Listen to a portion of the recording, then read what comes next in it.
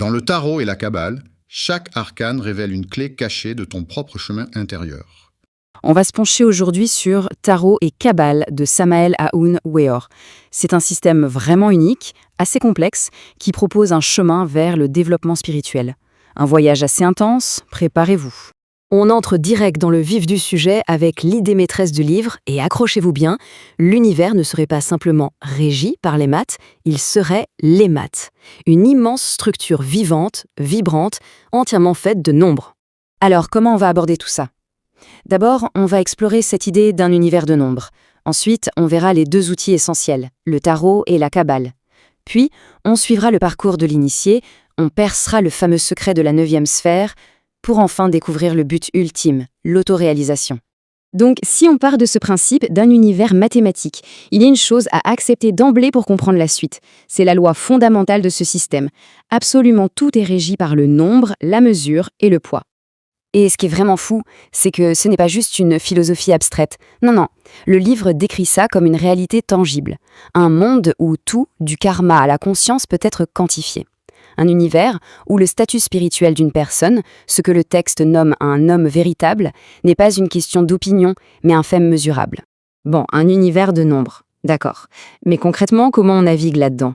Eh bien, le texte nous donne deux outils indispensables pour ce cheminement spirituel. Pour simplifier, on pourrait dire que le tarot, c'est la carte routière, le guide visuel du voyage. Et la Kabbale, c'est la science qui explique comment la carte fonctionne, les lois de la physique de cet univers. Ce sont vraiment les deux faces de la même médaille ésotérique. Alors attention, point très important. Ici, les arcanes ne sont pas là pour lire l'avenir, comme on le voit souvent. D'après l'auteur, ce sont des plans directeurs, des schémas codés. Chacun représente une étape, une leçon cruciale dans ce long voyage de transformation intérieure. Alors, comment on utilise ces outils en pratique ? Le livre les présente comme le guide d'un voyage périlleux, mais absolument épique, la transformation de ce qu'il appelle l'animal intellectuel en un homme véritable. Et c'est là que tout prend son sens. C'est l'alchimie, mais pas celle qui cherche à transformer le plomb en or dans un laboratoire. Non, c'est une alchimie intérieure. Le but, c'est de transmuter sa propre conscience brute, de la transformer en un état spirituel bien plus élevé. C'est fascinant de voir comment les arcanes viennent baliser ce chemin. Ça commence avec le dilemme, le choix d'une voie, ensuite viennent les épreuves, les sacrifices nécessaires, pour arriver enfin à la maîtrise totale. C'est un parcours incroyablement structuré. Mais pour un voyage pareil, un voyage aussi monumental, il faut du carburant, une énergie colossale. Et c'est là qu'on touche au secret le plus central, le plus gardé de tout ce système. Alors, à votre avis, quel peut bien être ce fameux moteur, cette épreuve ultime que, selon l'auteur, tout initié doit affronter ? Qu'est-ce qui peut être aussi puissant ?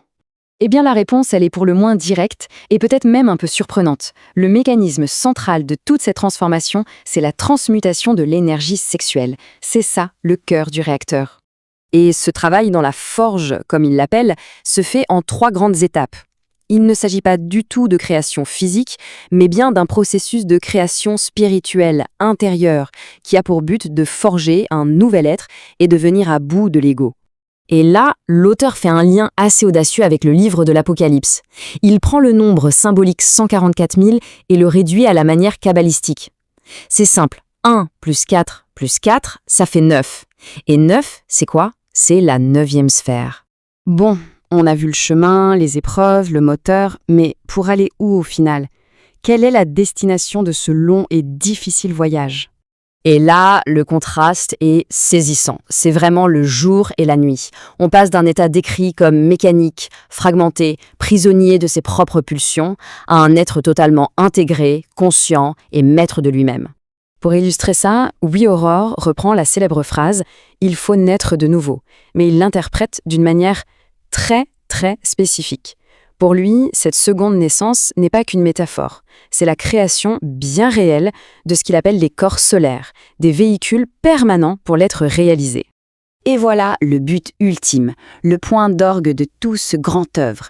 Il s'agit de fusionner avec sa propre étincelle divine, la monade, pour devenir un être accompli qui a la maîtrise de son monde intérieur et par extension du monde extérieur.